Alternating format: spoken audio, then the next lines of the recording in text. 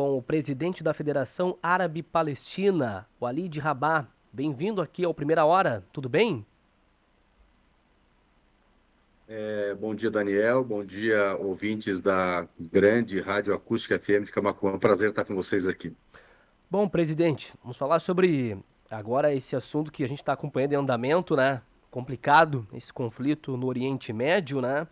Bom, queria que o senhor trouxesse já inicialmente para nós como é que o senhor analisa a escalada desse conflito que a gente está acompanhando, a influência desses ataques de Israel ao Irã. Qual é a sua visão nesse momento sobre esse conflito? Primeiro de tudo, essa é a demonstração de que Israel é a Alemanha nazista dos dias atuais. Provavelmente nunca um Estado atacou tantos outros Estados soberanos e povos quanto a Alemanha nazista atacou lá atrás, quanto Israel faz hoje. Atacou o Irã imotivadamente, atacou o Irã, inclusive, quando o Irã negociava o seu programa nuclear civil com os Estados Unidos, ou seja, um país que está negociando é atacado por um aliado de um dos países que está negociando, os Estados Unidos negociando, patrocinam Israel, Israel ataca este outro país. Um país que vive sob o regime regular de inspeções da Agência Internacional de Energia Atômica, o Irã. O Irã é signatário, tal qual o Brasil, e são 189 países ao todo, do Tratado de Não Proliferação de Armas Atômicas, enquanto que Israel não é. Israel é um dos únicos países que não é e tem armamento nuclear e está sem inspeção. As inspeções provaram que o Irã não é um país atômico para efeitos bélicos, ou seja, os relatórios da Agência Internacional de Energia Atômica dizem que o Irã não produz armamento nuclear e é atacado a este pretexto. Isso tudo enquanto o extermínio do povo palestino acontece em Gaza, com a maior matança de crianças e mulheres da história humana, proporcionalmente, ao mesmo tempo que a comunicação em Gaza é bloqueada para que o genocídio fique escondido, enquanto Israel busca uma cortina de fumaça no Irã. E detalhe importante, o Irã é atacado por pretextos bélicos por um país, Israel, que tem armas atômicas e recusa a inspeção, apoiado pelo único país que usou armas atômicas na história humana, os Estados Unidos. E, finalmente, é preciso registrar isso. Os Estados Unidos querem impor ao Irã que não tenha um programa aeroespacial que produza drones, que produza aviões, que produza satélites, que produza mísseis e foguetes. Bem, Israel atacou imotivadamente o Irã. E se o Irã não tivesse mísseis para se defender? Ou seja, o Irã está provando que o seu programa missilístico é necessário. Se os outros países da região tivessem a mesma capacidade missilística que o Irã tem para responder, como a Síria, ela teria sido atacada por Israel, o Líbano, o Iraque, o Iêmen. O Iêmen, aliás, está respondendo, mas com muito menos intensidade. Se os palestinos tivessem mísseis para atingir Israel, tal qual Israel massacra os palestinos, eles teriam feito isso? Ou seja, o Irã está absolutamente correto nisso. É um país membro da ONU que não pode ser atacado sem que tenha provocado o ataque e sem que haja uma resolução do Conselho de Segurança para isso. Israel é um perigo à humanidade e está provando isso. E atacou instalações nucleares, ou seja, podendo provocar um desastre de proporções bíblicas para toda aquela região e ameaçando a humanidade com uma guerra nuclear. Israel, o seu regime, que fique bem claro, o regime sionista de Israel tem que acabar, tal qual o regime nazista acabou, tal qual o regime de apartheid acabou. O regime sionista de Israel tem que ser riscado do mapa para livrar a sociedade israelense dele, como foi livrada a sociedade alemã do nazismo.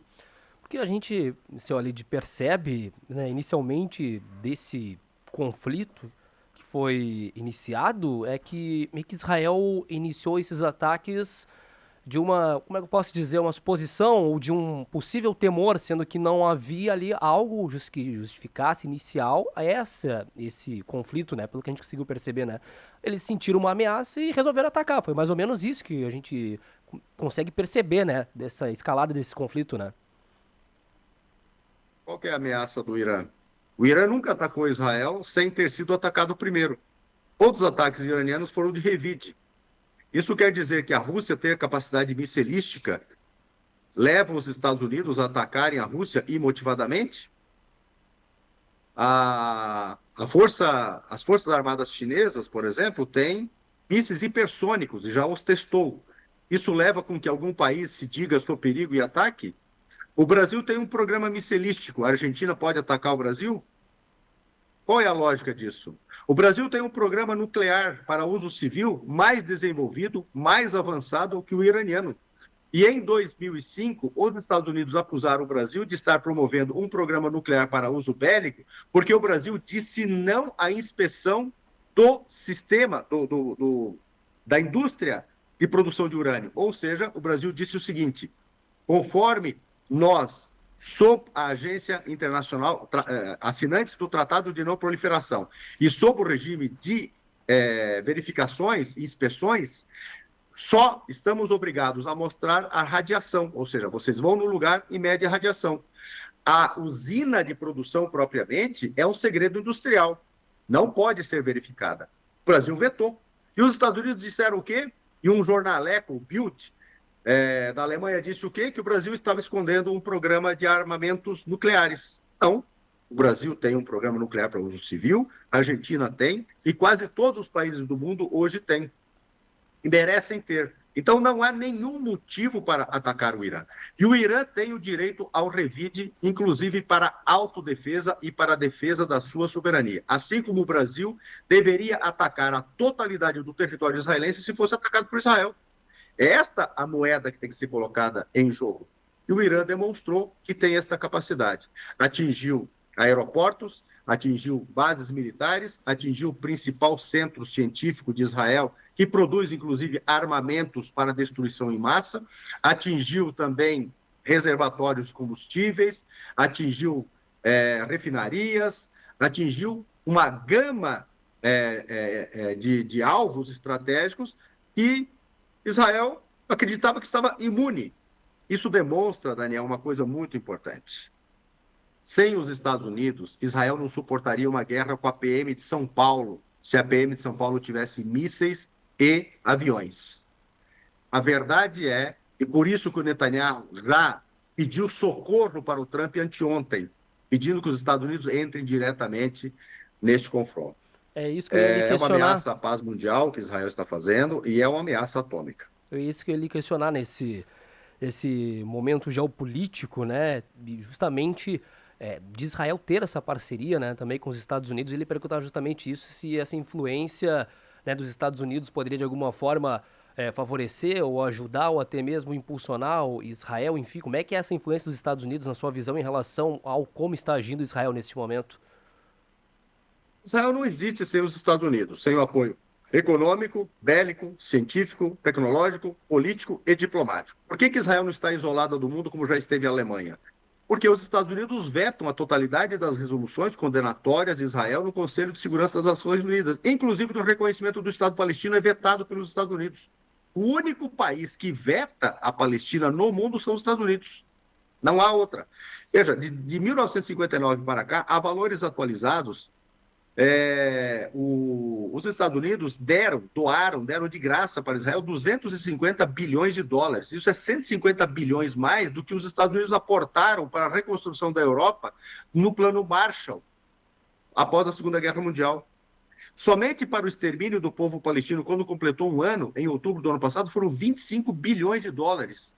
2,5 milhões de reais por cotação daquele momento, por vítima palestina daquele momento. Os Estados Unidos gastaram 2,5 milhões de reais para cada vítima abatida em Gaza, quando completou um ano do genocídio. Sem os satélites estadunidenses, sem a capacidade bélica dos Estados Unidos, Israel simplesmente não existiria. Não há a menor possibilidade de Israel existir. Agora, veja, nós temos que analisar para além disso. A tua pergunta é muito interessante, inclusive. Por que o Irã está sendo atacado? Primeiro, porque não se subordina aos Estados Unidos. Segundo, porque é um país BRICS. Há uma guerra estadunidense e europeia ocidental contra os BRICS.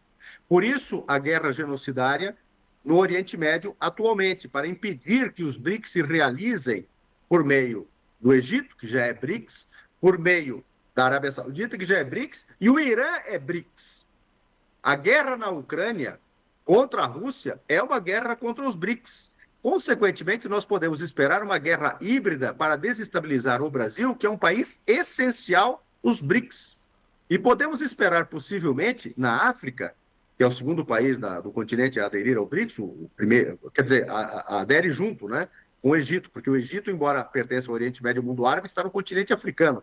O outro é a Etiópia, um país gigantesco, uma população de mais de 100 milhões de habitantes e que adere aos BRICS. Nós podemos esperar desestabilização em breve na Etiópia. Então, essa é uma guerra contra os BRICS. Essa é uma guerra, portanto, de agressão a essas soberanias e ao projeto global de desafio da hegemonia e do unilateralismo estadunidense para produzir um mundo multilateral e mais justo, próspero e seguro para o mundo. E o Brasil está neste jogo. Seguramente, portanto, vai sofrer ataques dos Estados Unidos. Quem vai promover a guerra híbrida aqui dentro do Brasil? Alguns atores que defendem Israel. Por exemplo, o conglomerado de organizações gangsters sionistas no Brasil seguramente vão participar da guerra híbrida contra o Brasil, como participaram de 2013 em diante. Então, nós temos que ficar alertas. Bom, em meio a essa escalada de tensão, né, no Oriente Médio, né, a gente tem ali a situação das pessoas envolvidas, né? Queria lhe perguntar que a gente sabe que a sua entidade vem acolhendo diversas pessoas que foram vítimas, né, desses confrontos na Palestina. Como é que está sendo feito esse acolhimento? Como é que essas pessoas estão chegando por aí? O estado delas? Eu acredito que isso mexa também com a parte física, emocional também dessas pessoas que ficam no meio desses confrontos, né? O impacto é muito grande, né? Nós estamos falando, nesse caso, dos repatriados de Gaza, né? Os brasileiros palestinos Exatamente. repatriados de Gaza, retirados daquele grande campo de extermínio, campo de concentração e de extermínio. Nós estamos falando aqui de dois grupos que já chegaram, e a esmagadora maioria deles, Daniel, chega arrasado. Uma parte deles perdeu quase toda a família, perdeu suas casas, perdeu seus bens, perdeu suas economias. As pessoas voltaram simplesmente sem absolutamente nada e sem quase toda a família porque foi eliminada.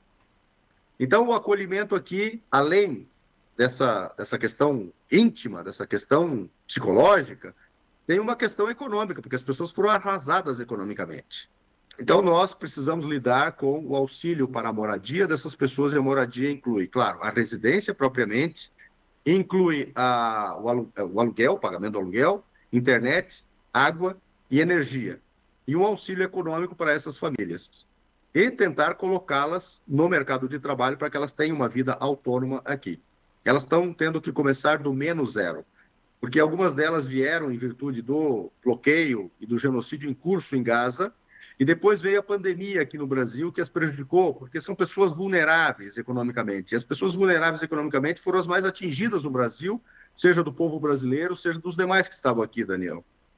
Aí essas pessoas voltam para Gaza, porque lá pelo menos elas seriam acolhidas por suas famílias, morando em suas casas, sem pagar aluguel, e teriam como comer em família. Aí acontece isso tudo e perdem seus familiares e voltam para cá. Portanto, tinham perdido lá, vêm para cá para construir, a pandemia as destrói aqui de novo, voltam para lá e destrói tudo delas novamente. E 73% da população de Gaza os seus descendentes, refugiada da limpeza étnica de 47 a 51, que fez nascer em solo palestino o enclave colonial chamado Israel. Quer dizer, essas pessoas perderam tudo em 47 a 51, perderam tudo em 2008, 2009 no ataque, depois 2012, depois 2014, depois vieram para o Brasil em virtude disso, perderam tudo aqui em virtude das consequências do Covid, voltam para lá e perdem tudo. Um ser humano que viveu isso? Você conhece algum ser humano que viveu isso, Daniel? Me diga, me responda, por favor. É muito Complicado, né? difícil. E a FEPAL tem se empenhado nisso, juntamente com uma organização não governamental chamada Refúgio Brasil, presidida pela senhora Faiza, que, aliás, é de uma família de refugiados palestinos de 47 a 51, que nasceu na Jordânia e veio para o Brasil, está há 4 décadas aqui. É uma cidadã brasileira, brasileiro-palestina, e é também ela secretária da FEPAL para assuntos de refugiados. E, graças ao céu, nós estamos conseguindo acolher, e é preciso agradecer o governo brasileiro que os repatriou, promoveu todos os esforços. E é preciso agradecer também muitas organizações não governamentais, a solidariedade que contribuíram, inclusive com uma conta humanitária aberta pela FEPAL, que é ajudegaza@gmail.com, com contribuições que garantiram esse acolhimento e garantiram o pagamento de aluguel de mais da metade dessas famílias. A outra metade está sendo acolhida em organizações não governamentais que têm acordos com o governo federal. Nós agradecemos muito. Justamente ele dizer, né? Temos um grupo de brasileiros, né, que tem essa marcha global para Gaza, né?